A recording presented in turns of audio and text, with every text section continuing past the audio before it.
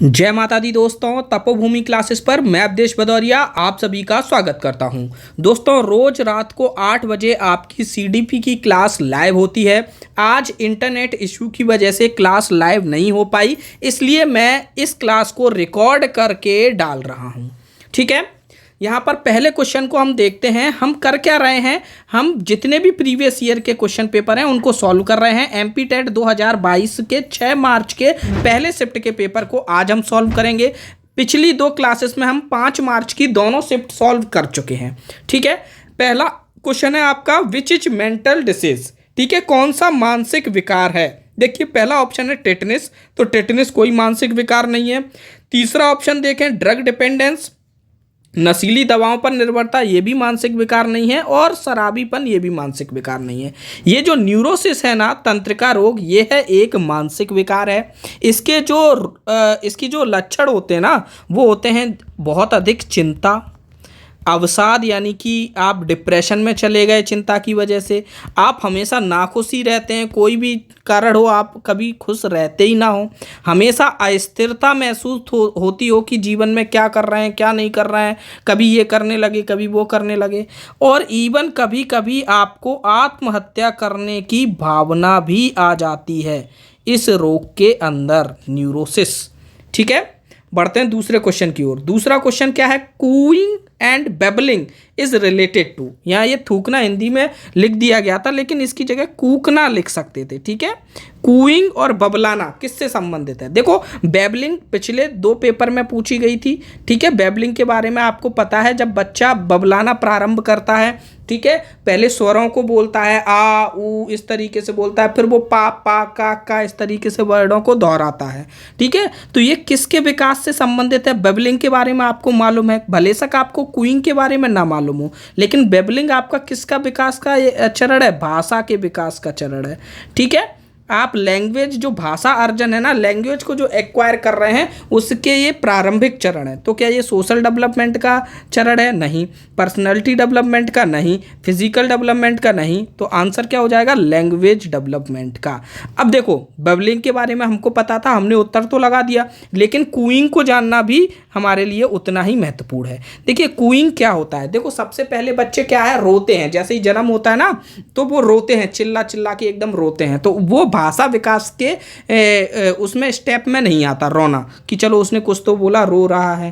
रोने के अलावा शुरुआत के 2 महीने तक बच्चा कुछ बहुत ही मधुर मधुर तरीके की आवाज़ें निकालता है, उसको कूइंग बोलते हैं। उनका कोई सेंस नहीं होता। ठीक है, ना ही वो ट्राई कर रहा होता है कि जिस तरीके से बेबलिंग में क्या करता है ना, वो स्वरों को बोलना स्टार्ट करता है, आ ऊ ई। लेकिन कूइंग में क्या होता है, उसके मुंह से कुछ ना कुछ आवाज़ निकलती है रोने के अलावा। ठीक है, 6 से लेके 8 सप्ताह का जब वो हो जाता है ना, तब वो कूइंग करता है। ठीक है, तो उसको कूइंग बोलते हैं। फिर बेबलिंग उसके बाद स्टार्ट होती है। ये सब भाषा अर्जन के विकास के चरण हैं। ठीक है, दूसरा क्वेश्चन भी हो गया। आते हैं तीसरे क्वेश्चन पे। तीसरा क्वेश्चन क्या है, behaviour is psychological study according to. कि जो बिहेवियर है ना, वो साइकोलॉजिकल स्टडी है। ये किसके अनुसार कहा गया है, व्यवहार मनोवैज्ञानिक अध्ययन है। ये कौन कह रहा है, हरलॉक कह रहे हैं, वॉटसन कह रहे हैं, एडलर कह रहे हैं, या फ्राइड कह रहे हैं। तो देखो, एक एक सेंटेंस तो आप किसी के याद कर नहीं सकते, लेकिन अगर आप सीडीपी पढ़ रहे हो तो ये बहुत ही फेमस जो जेबी वॉटसन का काम है ना, इन्होंने व्यवहारवाद का नियम दिया, व्यवहारवाद का वैज्ञानिक सिद्धांत इन्होंने प्रस्तुत किया है। किसने किया है ये जेबी वॉटसन ने किया है। यहाँ बिहेवियर से रिलेटेड कोई बात कही जा रही है तो आप जेबी वॉटसन का उत्तर लगा दीजिए। बहुत ज़्यादा अंदर डिटेल में घुस के नहीं पूछते हैं, ऊपर ऊपर का ही पूछते हैं, तो आप उनको उत्तर में लगा देंगे। ठीक है, चौथे नंबर का क्वेश्चन देखेंगे, बाल विकास का अध्ययन महत्वपूर्ण है। क्यों है महत्वपूर्ण। देखो, पहला ऑप्शन प्रॉपर केयर के लिए, बच्चे की प्रॉपर केयर के लिए। चलो ठीक है, अच्छी बात है, केयर। ठीक है, दूसरा क्या है, ऑल राउंड डेवलपमेंट के लिए, बच्चे के सर्वांगीण विकास के लिए। तीसरा क्या कह रहा है, to control the development of child, बच्चे के विकास को कंट्रोल करना, नियंत्रण करना। To child for making good citizen, अच्छा नागरिक का निर्माण करना। चलो ठीक है, अब यहाँ देखेंगे ऐसा ऑप्शन देखेंगे जिसमें सारी चीज़ें समाहित हो जाएं।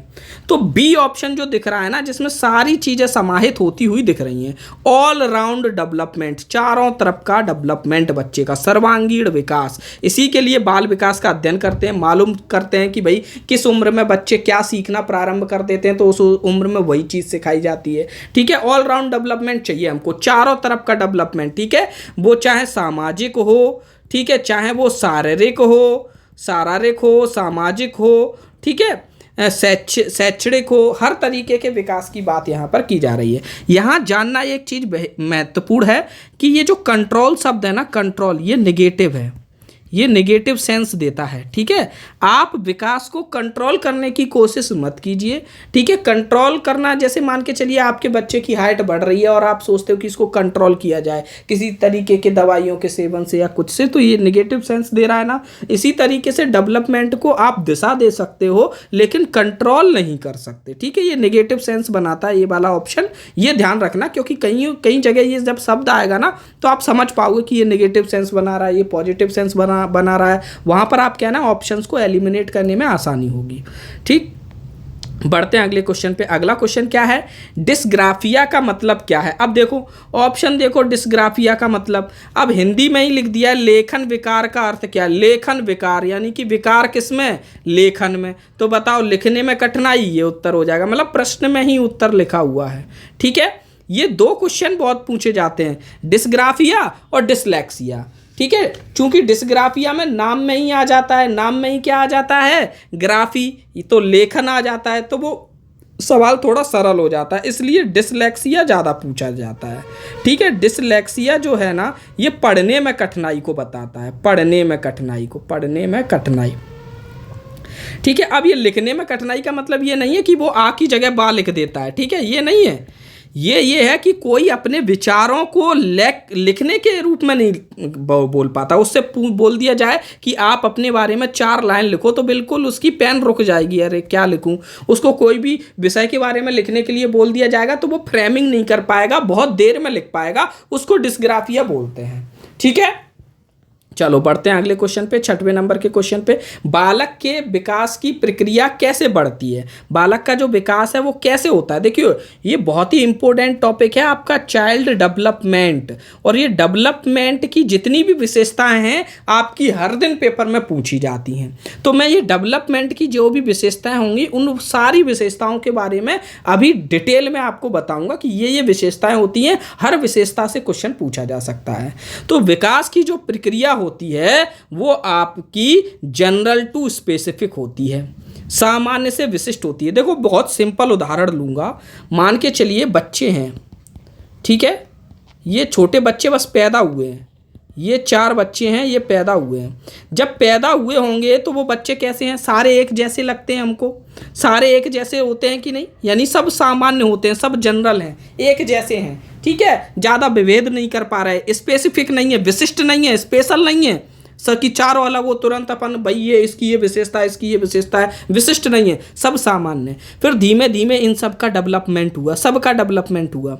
आज से 20 साल बाद जब इनको देखोगे तो सबकी अलग अलग पर्सनैलिटी होगी, सब बिल्कुल अलग अलग होंगी। 40 साल बाद देखोगे तब और भी ज़्यादा इनके अंदर विशेषताएं, इनकी पर्सनैलिटी सबकी अलग अलग आयामों में खुलेंगी और ये विशिष्ट हो जाएंगे। मतलब अब इन चारों में डिफ्रेंशिएट करना बहुत आसान हो जाएगा कि भाई उसका बिहेवियर ऐसा है, वो फलानी जगह काम करता है, या फिर वो इस तरीके का व्यक्ति है, वो उस तरीके का व्यक्ति है, तो वो विशिष्ट हो जाएगा। ठीक है, मतलब एक जनरल सेंस में भी देख लो तो बड़ा आसानी से इसका उत्तर आप देख सकते हो कि जो डेवलपमेंट की प्रोसेस है वो आपकी सामान्य से विशिष्ट की ओर जाती है। ठीक है, कम से कम विशिष्ट से सामान्य तो नहीं, ये तो बिल्कुल हटा देंगे। जटिल से सरल, सरल से जटिल, ये कॉम्प्लेक्स और सिंपल, ये इसकी कोई डेफिनेशन नहीं होती, क्या सिंपल है और क्या कॉम्प्लेक्स है। ठीक है, तो ऐसे ऑप्शन को भी हटा देंगे हम। अब यहाँ पर हम देखेंगे क्या, सबसे प्रमुख बात है देखेंगे कि ये जो डेवलपमेंट है ना, डेवलपमेंट के बहुत सारे विशेषताएं होती हैं। सबसे पहले तो हम समझें कि ये जो डेवलपमेंट है ना, ये आपका चारों तरफ का डेवलपमेंट होता है, फिजिकली भी, मेंटल भी, सोशल भी और इमोशनल भी। ठीक है, हर तरीके के आयाम पर काम किया जाता है, तब उसको हम ओवरऑल डेवलपमेंट कहते हैं। ये आपका विशिष्ट से सामान्य से विशिष्ट की ओर चलता है, ये एक विशेषता हो गई। इसकी दूसरी महत्वपूर्ण विशेषता है कि यह निरंतर होता है, जन्म से लेकर मृत्यु तक होता है, कंटिन्यूटी होती है इसमें, ठीक है। साथ ही साथ क्या है, इंडिविजुअल डिफरेंस भी होते हैं, व्यक्तिगत भिन्नताएं भी होती हैं, जो डेवलपमेंट है मैंने बताया ना, सभी का अलग अलग अपने अपने हिसाब से डेवलपमेंट होता है। आज आप समाज में अगर देख रहे हो, अपने दोस्तों को देख रहे हो, तो सबकी अलग अलग पर्सनैलिटी होती है। ऐसा तो नहीं है कि आपके 4 दोस्त हैं और आप भूल जाते हो कि 2 तो बिल्कुल एक जैसे ही हैं, अरे यार हम तो कंफ्यूज हो गए कौन सा है कि नहीं। दिखने में अलग, उसके व्यवहार में अलग, हर चीज में अलग होता है, यानी व्यक्तिगत भिन्नताएं तो डेवलपमेंट में आती हैं, ठीक है। उसके बाद क्या होता है कि जो ग्रोथ और डेवलपमेंट है, इनकी रेट यूनिफॉर्म नहीं होती। जो डेवलपमेंट की जो गति है ना, वो एक जैसी नहीं होती, कभी किसी के लिए कम होती है, किसी के लिए ज़्यादा होती है, ठीक है। ये आपकी यूनिफॉर्म नहीं होती, ठीक। ग्रोथ और डेवलपमेंट मैंने दोनों चीज़ें बताई थी, ग्रोथ, ठीक है, ग्रोथ और डेवलपमेंट, ये दोनों थोड़ा थोड़ा अलग हैं, ठीक है। ग्रोथ आपकी शारीरिक होती है, डेवलपमेंट आपकी शारीरिक और बौद्धिक और ये सारी चीज़ें, मेंटल, सोशल, सारी चीज़ें होती हैं इसमें, ठीक है। क्वालिटी वाले भी विषय रहते हैं इनमें। ये दोनों क्या है, एक दूसरे से इंटर रिलेटेड होते हैं, एक दूसरे से अंतर संबंधित होते हैं। एक क्वेश्चन ये भी पिछली शिफ्ट में पूछा गया था कि नहीं, वृद्धि और विकास एक दूसरे से अंतर संबंधित होते हैं, ठीक है। अब एक और इसकी विशेषता है कि ये जो डेवलपमेंट है ना, ये प्रिडिक्टेबल होता है, टेबल होता है, इसको हम प्रिडिक्ट कर सकते हैं। हम बच्चे को देख के बता सकते हैं, अरे यार ये पढ़ने लिखने में तेज है, अगर ये सही तरीके से चलता रहेगा तो ये इस दिशा में आगे बढ़ेगा। ये बच्चा खेल में तेज है, ये खेल के दिशा में आगे बढ़ सकता है, ठीक है। तो प्रिडिक्टेबल है डेवलपमेंट। और बहुत ही इंपॉर्टेंट एक और लाइन है, मतलब डेवलपमेंट के बारे में जो पूछी जाती है कि डेवलपमेंट क्या है ना आपका, ये लीनियर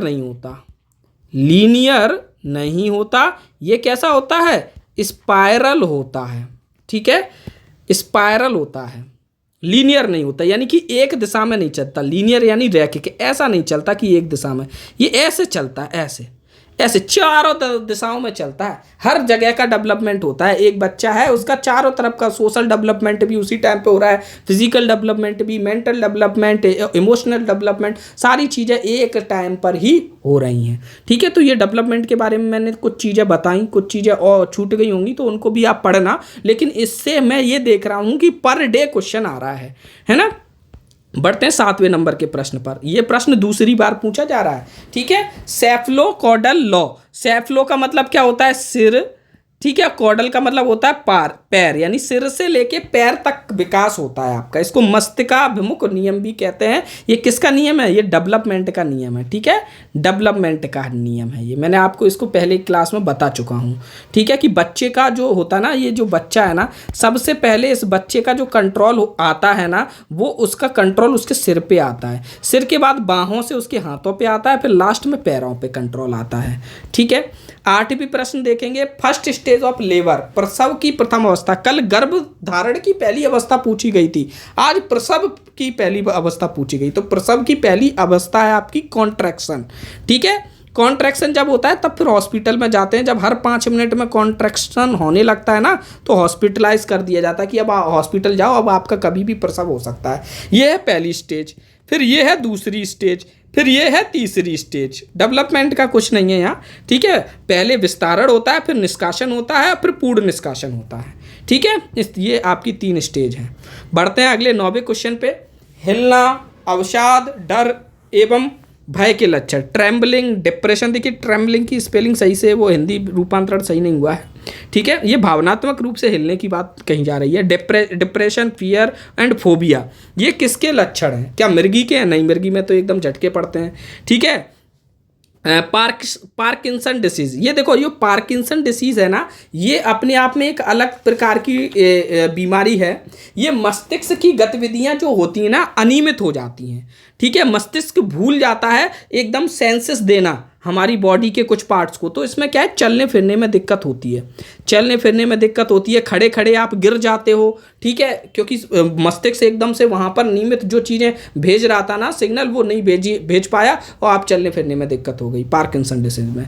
एल्जाइमर जो होता है ना, आपने बहुत सुना होगा, एल्जाइमर आपका क्या होता है, मानसिक गिरावट लिख रहे हैं ना, तो इसमें क्या है, आपकी याददाश्त, आपकी सोच, आपके सीखने के स्किल जो है ना वो कम होने लगते हैं धीमे धीमे, और फिर बाद में ये स्थिति आ जाती है कि आप अपना नाम भी भूलने लगोगे, ठीक है, आप खो जाया करोगे कहीं ना कहीं। एल्जाइमर इस तरीके की डिसीज है, ठीक है। एक पिक्चर भी बनी है इसको लेके जिसमें अमिताभ बच्चन ने एल्जाइमर के पेशेंट का रोल किया है, मुझे नाम याद नहीं आ रहा, अगर आपको आए तो कमेंट में बताना।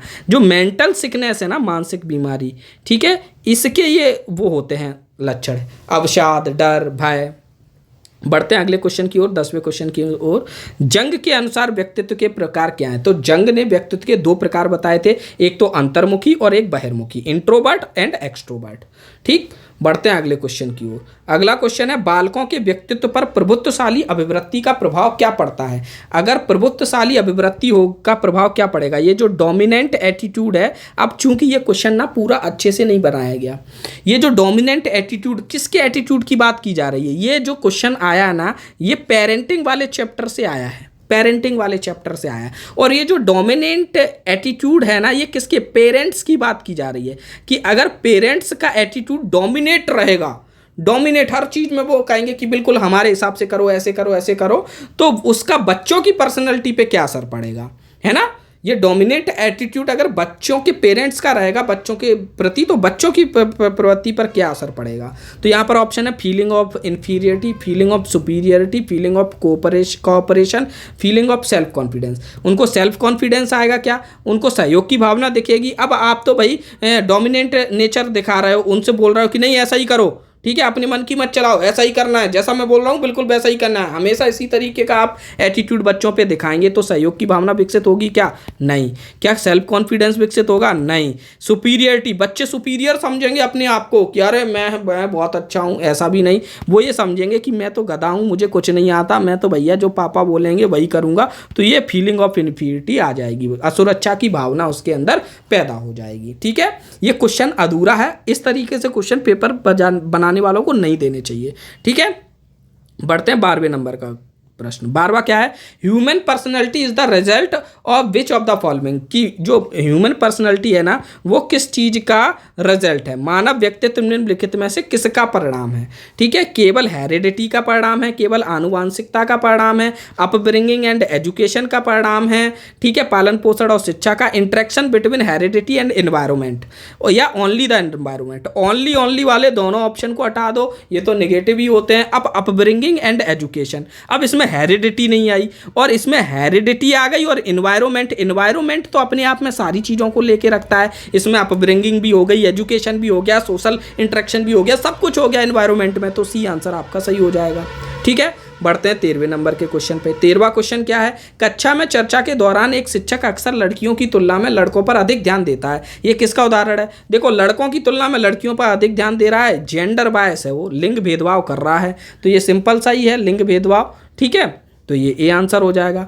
बढ़ते हैं अगले क्वेश्चन की ओर, 14वें नंबर के क्वेश्चन की ओर। 14वां क्वेश्चन क्या कह रहा है? निम्नलिखित में से कौन सा घटक मंदबुद्धि बालक के लिए आवश्यक नहीं है? कि मतलब मंदबुद्धि बालक में ये घटक नहीं होगा। मंदबुद्धि, देखो हिंदी मंदबुद्धि बालक का थोड़ा गलत कर दिया है, इंग्लिश में देखेंगे रिटार्डेड चाइल्ड। रिटार्डेड, आपने दो रिटार्ड शब्द का मतलब समझा होगा। रिटार्ड यानी जिसकी स्पीड कम होती है, ठीक है, धीमे धीमे कम होती है। एक्सेलरेटेड जिसकी स्पीड तेजी से बढ़ती है। रिटार्डेड यानी जिसकी स्पीड धीमी धीमी चलती है, तो वहां पर रिटार्डेड चाइल्ड बताया गया, या मंद बुद्धि बोल दिया गया, तो हमें हमेशा ये लगेगा कि बुद्धि मंद होती होगी, ठीक है, तो केवल हम बुद्धि की ओर ही जाएंगे अगर हिंदी से देखेंगे। इंग्लिश में देखेंगे रिटार्डेड चाइल्ड की डेफिनेशन काफ़ी अलग है, ठीक है, तो ये स्लो लर्निंग हो सकते हैं रिटार्डेड चाइल्ड आपके, ठीक है। फिजिकली डिफेक्ट भी हो सकता है जिसकी वजह से वो रिटार्डेड हों, ठीक है। और अमूर्त चिंतन, अमूर्त यानी ऐसी चीज़ें जो दिखती नहीं है सामने से, ठीक है, जो हाथों में नहीं ले सकते। अमूर्त यानी कि जैसे किसी से कल्पना करा रहे हैं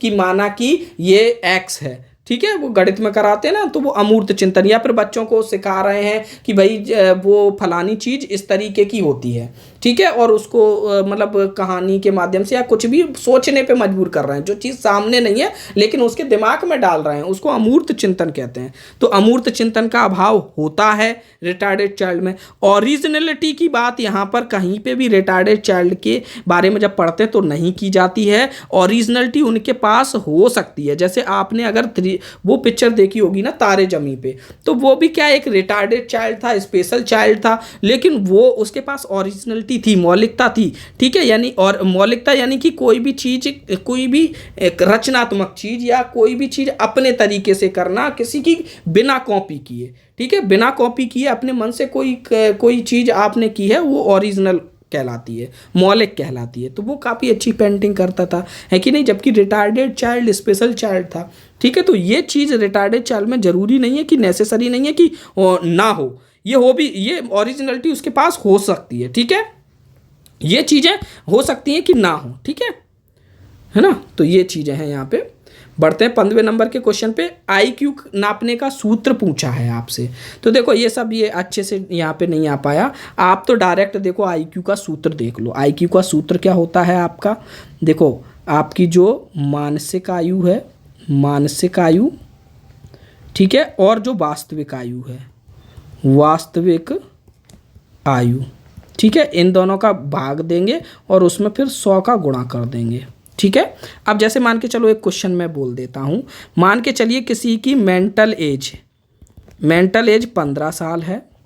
ठीक है, और उसकी रियल एज या क्रॉनिकल एज आपकी 12 साल है। तो बताओ ये प्रतिभाशाली छात्र होगा, क्योंकि 12 साल पे ही उसकी मेंटल एज बड़ी हो गई। इसका IQ निकालना है, तो कैसे निकालेंगे, मेंटल एज को रखते हैं ऊपर और रियल एज को रखते हैं नीचे, या फिर क्रॉनिकल एज को रखते हैं नीचे। तो 15/12 गुणा 100।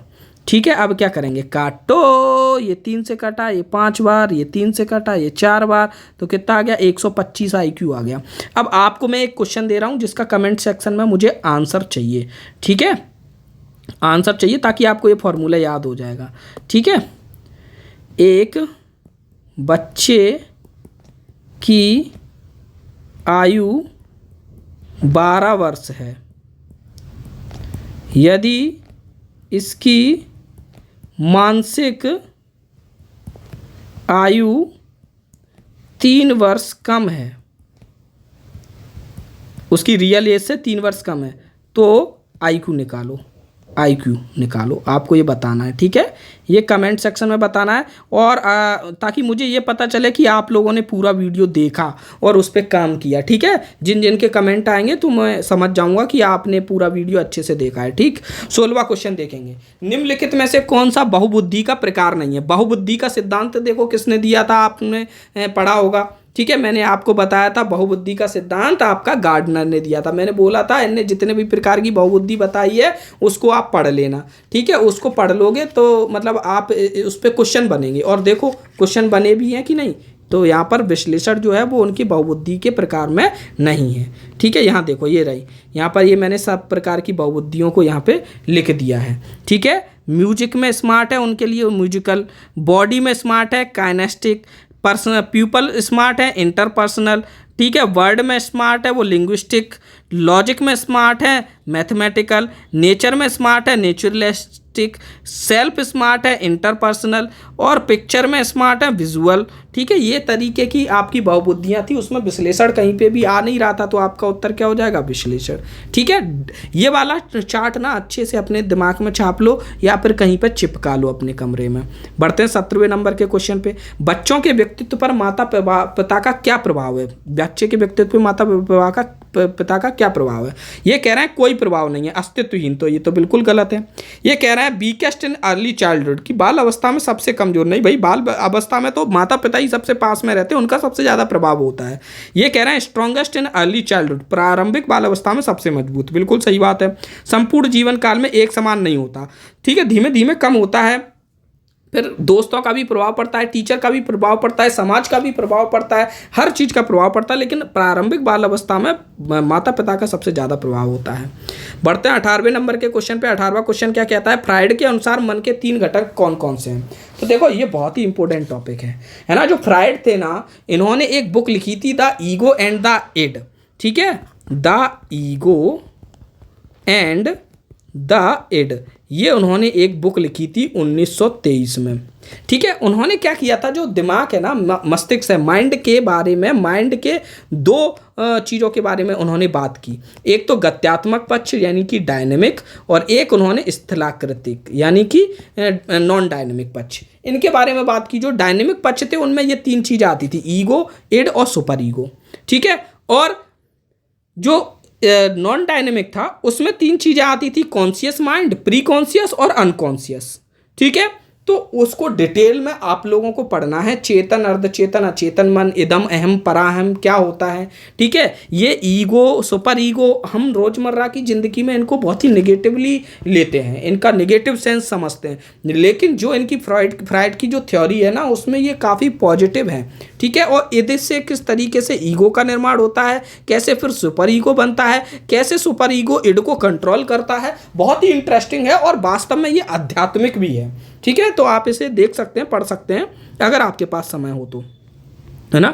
बढ़ते हैं अगले क्वेश्चन की ओर। आप एक आदमी को कुछ भी नहीं सिखा सकते, आप उसे अपने भीतर खोजने में उसकी मदद कर सकते हैं। ये किसने कहा, ये गैलीलियो गैलीली ने कहा। ठीक है, आप एक आदमी को कुछ भी सिखा नहीं सकते, आप बस एक उत्प्रेरक हैं। ठीक है, आप बस उसको इतना हिंट कर देंगे जिससे वो अपने अंदर खुद खोजेगा, और खुद खोजेगा तभी वो सीख पाएगा। ठीक है, तो वो टीचर के रोल को लेकर एक बात उन्होंने कही, इसलिए यहाँ पर उन्होंने आपसे पूछ लिया।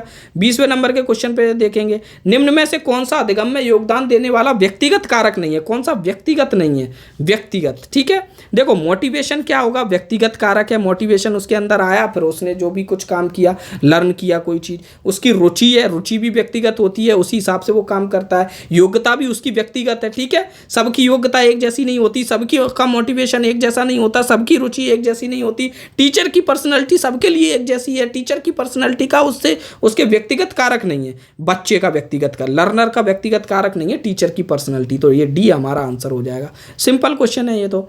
बढ़ते हैं अगले क्वेश्चन पे, 21वें क्वेश्चन पे। 21वां क्वेश्चन क्या कह रहा है, थॉमस पी ग्रीन के अनुसार शिक्षण एक शिक्षक का कार्य है जो बच्चे के किसके लिए किया जाता है, अधिगम के लिए, प्रशिक्षण के लिए, मूल्यांकन के लिए या विकास के लिए। देखिए, मूल्यांकन भी होता है, ट्रेनिंग भी होती है, लर्निंग भी होती है ना। लेकिन जो ओवरऑल बात की जाए ना, डेवलपमेंट एक बहुत बड़ा शब्द है, अपने में बहुत सी चीज़ें लेता है, और सबसे लास्ट जो आपका उद्देश्य होता है वो डेवलपमेंट ही होता है। डेवलपमेंट यानी कि सर्वांगीण विकास।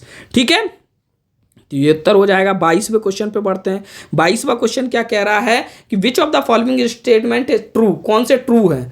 ठीक है, विजुअल लर्नर जो होते हैं ना, वो लर्न बेटर बाय वॉचिंग। तो सही बात है, विजुअल लर्निंग देखकर पढ़ते, वॉचिंग मान के चलो, वो चित्रों को देख रहे हैं, चार्ट को देख रहे हैं, वीडियो देख रहे हैं, जैसे आप लोग भी विजुअल लर्नर हैं।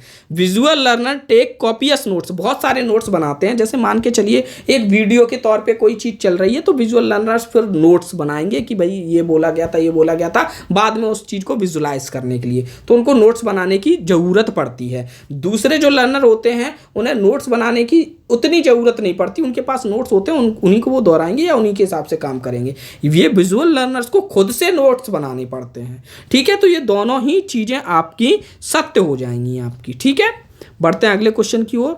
23वां ये भी विजुअल लर्नर को ही लेके है। ठीक है, देखो ये क्या कह रहे हैं, they are which of the following is not true about visual learner. कौन सा सत्य नहीं है, they are benefited by illustration and visual presentation. Visual presentation से वो बेनिफिट होते हैं, जो भी मतलब प्रस्तुति हो रही है, दृष्टांत हो रहे हैं, उनसे लाभान्वित होते हैं, बिल्कुल होते हैं लाभान्वित, इसीलिए विजुअल लर्नर उनकी वो ज़्यादा ध्यान दे रहे हैं। ठीक है, जैसे मान के चलिए अभी मैं आपको पढ़ा रहा हूँ और मैंने एक चित्र भी दिखा दिया, ठीक है, गर्भावस्था से संबंधित, तो आपको ज़्यादा अच्छे से जल्दी से समझ में आ गया। अब दूसरा ऑप्शन है, they are usually not neat and clean in their work. ये देखो, ये कोई ज़रूरी नहीं है कि वो हमेशा नीट एंड क्लीन होते हैं उनके वर्क में या नहीं होते, ये व्यक्तिगत हो सकता है, ये एक सामूहिक नहीं हो सकता। तो ये तो बात गलत है। ठीक है, और हमको यही बताना है कि कौन सी बात नॉट ट्रू है, गलत कौन सी है। तो दूसरी बात गलत है, तो आंसर बी हमारा सही हो जाएगा। बहुत से बच्चे क्या है, ये नहीं देखते, नहीं देखते और पहला उत्तर लगा देते हैं। तो नहीं की वजह से बहुत से बच्चों के क्वेश्चन मैंने गलत होते हुए देखे हैं, ध्यान रखिएगा। बढ़ते हैं अगले क्वेश्चन की ओर। अगला क्वेश्चन क्या कह रहा है आपका, अगला क्वेश्चन है आपका निम्नलिखित में से कौन थर्स्टन द्वारा सुझाई गई प्राथमिक मानसिक योग्यता नहीं है? देखिए, प्राथमिक मानसिक योग्यता का नियम थर्स्टन द्वारा, लुई थर्स्टन ने दिया था, जिसको समूह कारक सिद्धांत भी बोलते हैं। उन्होंने 7 प्रकार की प्राथमिक मानसिक योग्यताएं बताई थी, जिनमें आंकिक योग्यता, नंबर भी था, मेमोरी स्मृति भी थी, परसेप्चुअल स्पीड भी थी, लेकिन एटीट्यूड यानी रवैया नहीं था। तो यही हमारा उत्तर हो जाएगा। याद करो भाई, ठीक है। पर डे उसी चीज से प्रश्न पूछे जा रहे हैं, इसका मतलब समझो कि टॉपिक वही है, डिटेल से आपको पढ़ के याद करना है। चिल्ड्रन लर्न थ्रू, चिल्ड्रन कहाँ से सीखते हैं? सोशल इंटरेक्शन से सीखते हैं, सोशल पार्टिसिपेशन से सीखते हैं, दोनों चीज़ों से सीखते हैं, सामाजिक संपर्क और सामाजिक भागीदारी। बहुत ही सिंपल क्वेश्चन था, ठीक है। बढ़ते हैं 26वें नंबर के क्वेश्चन पे। 26वां क्वेश्चन क्या कह रहा है? ये कह रहा है कि the knowledge about various type of aptitudes enables us to economise our effect and maximise. किसको मैक्सिमाइज करते हैं? देखो, विभिन्न प्रकार की अभिक्षमताओं यानी कि एप्टीट्यूड हमने देख ली है। एप्टीट्यूड यानी कि अलग अलग विधाओं की अच्छी नॉलेज, ठीक है। एप्टीट्यूड का मतलब यही नहीं है कि हमने गणित अच्छा कर लिया, एप्टीट्यूड में सारी चीज़ें आ जाती हैं, ठीक है। उनके बारे में ज्ञान हमको मिला तो ये हमारी मेहनत को तो कम कर देता है और किसको बढ़ा देता है? ये हमारी प्रॉब्लम्स को बढ़ा देता है। नेगेटिव है प्रॉब्लम को नहीं बढ़ा देता। हम ज़्यादा एप्टीट्यूड सीख लेते हैं तो कुछ ना कुछ अच्छा ही होता होगा, प्रॉब्लम नहीं बढ़ती हैं, ठीक है। अध्ययन बढ़ जाता है, अध्ययन कम करना पड़ेगा क्योंकि अब हमको बहुत सा एप्टीट्यूड आता है, ठीक है। हम चीज़ों को आसानी से समझ सकते हैं, है ना। तो हमको ज़्यादा अध्ययन नहीं करना पड़ेगा। अधिकतम की बात कर रहे हैं, क्या बढ़ जाएगा? आपका स्मरण शक्ति बढ़ जाएगी। स्मरण शक्ति का अभिक्षमताओं से इतना लेना देना नहीं है। लर्निंग बढ़ जाएगी आपकी, अधिगम यानी कि आप अब ज़्यादा लर्न कर पाओगे, है ना। कम समय में ज़्यादा लर्न कर पाओगे तो लर्निंग आपकी बढ़ जाएगी। ये सही उत्तर हो जाएगा। बढ़ते हैं 27वें नंबर के क्वेश्चन पे। 27वां क्या कह रहा है? मैच्योरेशन यानी परिपक्वता किससे संबंधित है? वृद्धि की प्रक्रिया है, टीचिंग की प्रक्रिया है, प्रोडक्टिविटी की प्रक्रिया है, या आवश्यकता की प्रक्रिया है, ठीक है। तो देखो, ये जो है ना परिपक्वता, मैच्योरेशन, मैच्योरिटी कैसे आती है? मैच्योरिटी कोई टीचिंग की प्रोसेस है, टीचिंग में भी मैच्योरिटी आती है, लेकिन वास्तव में जो परिपक्वता है, ये विषय किसका है? ये आपका टीचिंग का विषय नहीं है, ये प्रोडक्टिविटी का भी विषय नहीं है, ये आवश्यकता का भी विषय नहीं है, ये ग्रोथ का विषय है, ठीक है। जैसे धीमे धीमे ग्रोथ हुई, फिर बोलते हैं ना कि परिपक्व हो गए, पर्याप्त ग्रोथ हो गई, मैच्योर हो गया बच्चा, ठीक है। अब बोलते हैं ना कि 18-20 साल पे बोलते हैं कि अब तो मैच्योरिटी आनी चाहिए। भाई तुम में कब मैच्योरिटी आएगी? डेवलपमेंट के बारे में बोलते हैं, दिमागी ज्ञान के बारे में बोलते हैं कि भाई कब तुम मैच्योर होगे, है ना। तुम तो अभी सीख ही रहे हो, बार बार भूल जाते हो। और जैसे ही शारीरिक विकास के बारे में बोलते हैं, 18-20 साल का बच्चा हो जाता तो बोल देते हैं मैच्योर हो गया, अब तो ये पर्याप्त विकसित हो गया, ठीक है। तो ग्रोथ जैसे जैसे थमने को होती है ना, मतलब पर्याप्त हो जाती है, तो उसको परिपक्वता बोलते हैं, ठीक है। तो ये ग्रोथ की एक प्रोसेस है। तो ये उत्तर हमारा हो जाएगा। बढ़ते हैं अगले क्वेश्चन की ओर, 28वें क्वेश्चन की ओर। बुद्धि की अवधारणा का सबसे पहला प्रयास इनके कार्य से शुरू होने वाली साइकोमेट्रिक परंपरा थी। बुद्धि की अवधारणा के बारे में सबसे पहले अल्फ्रेड बिने इन्होंने बताया था। ये देखो बहुत पुराने हैं, 1857 में इनका जन्म हुआ था, 1911 तक ये चले थे, फ्रांस के रहने वाले थे। और इन्होंने बुद्धि के तत्वों के एलिमेंट के बारे में बताया था, ठीक है। और इन्होंने सबसे पहले आईक्यू टेस्ट लॉन्च किया था, जिसको बिने साइमन टेस्ट बोलते हैं, ठीक है। बिने एक और वैज्ञानिक थे, उनके साथ मिलकर बिने साइमन टेस्ट, ये आईक्यू टेस्ट था एक तरीके का। और फिर इन्होंने बुद्धि को 4 तत्वों में भी विभाजित किया था, ठीक है। तो ये अल्फ्रेड बिने शुरुआती थे जिन्होंने बुद्धि के बारे में इतनी बातें कही थी। 29वें नंबर के क्वेश्चन पे हम आते हैं। इनमें से कौन सा सही नहीं है? नहीं पे विशेष ध्यान दे दिया करो, ठीक है। पहला, हर किसी का अधिगम का अपना तरीका होता है, ये तो सही बात है, होता है सबका अधिगम का अपना अपना तरीका, ठीक है। दूसरा, पर्सन व्यक्तियों को दूसरों के अधिगम के तरीके का अनुसरण करना चाहिए। जरूरी नहीं है कि अनुसरण करें, अपने खुद का भी तरीका होता है, ठीक है। तो जरूरी नहीं है कि दूसरे का अनुसरण ही करें, कभी कभी कर भी लेना चाहिए, कोई दिक्कत नहीं है, लेकिन ये कंपलसरी नहीं होना चाहिए। बढ़ते हैं तीसरे पे। ऐसे कई सिद्धांत हैं जो अधिगम के बारे में हमारी समझ को आसान बनाते हैं। सही बात है, ऐसे सिद्धांत इतने सारे साइकोलॉजिस्ट ने सिद्धांत दिए हैं कि भाई अधिगम कैसे आसान हो, कि अधिगम किस तरीके से किया जाता है। तो ये बात भी सही है। बच्चे कैसे सीखते हैं, इस बारे में जानने से शिक्षण अधिगम की पूरी प्रक्रिया आसान हो जाती है कि नहीं। कि हमको ये पता चल जाए बच्चे सीखते कैसे, तो उनको सिखाना बहुत आसान हो जाएगा, शिक्षण आसान हो जाएगा। तो ये बात भी सही है। तो सबसे कम सही चीज क्या है? B option. तो वही उत्तर लगा देंगे।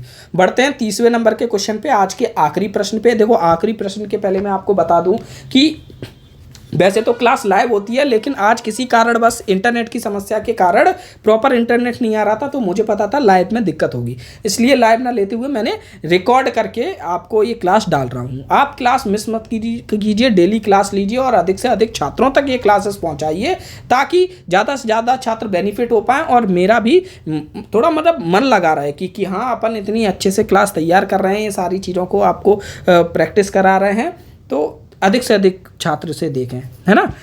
तो बढ़ते 30वें क्वेश्चन पे। बिने, अल्फ्रेड बिने की बात हो रही है। बिने को बिनेट लिखा है। बिने ने बुद्धि के मुख्य तत्व कितने तत्व बताए थे, तो अभी मैंने बताया था 4 तत्व बताए थे, हैं कि नहीं। और वो 4 तत्व कौन से हैं वो भी मैं बता देता हूँ। 4 एलिमेंट इन्होंने बताए थे बुद्धि के, 4 एलिमेंट होते हैं। पहला होता है जजमेंट, किसी भी चीज़ के बारे में जजमेंट करना, ये हमारी इंटेलिजेंस, बुद्धि यानी इंटेलिजेंस, ठीक है। तो इंटेलिजेंस का एक एलिमेंट ये होता है। दूसरा होता है प्रैक्टिकल सेंस, ये अल्फ्रेड बिने के अनुसार बता रहा हूँ। किसी ने 8 प्रकार में बांटा, किसी ने 9 प्रकार में बांटा है, किसी ने बहुविधि का सिद्धांत दिया, सबके अपने अपने सिद्धांत थे। फिर इनिशिएटिव, फिर एडेप्टेबिलिटी, ठीक है। ये 4 तरीके के इन्होंने बताए, फिर इनकी डिटेल बताई, किसी चीज़ का जजमेंट कैसे करती है बुद्धि का एलिमेंट, प्रैक्टिकल सेंस कैसे समझ में, इनिशिएटिव कैसे लेती है, अडेप्ट कैसे होती है, ये सारी चीज़ें। तो आज की क्लास यहीं पे ख़त्म होती है। क्लास को अधिक से अधिक दोस्तों के साथ, छात्रों के साथ शेयर कीजिए। मिलते हैं कल की क्लास में। धन्यवाद। जय माता दी।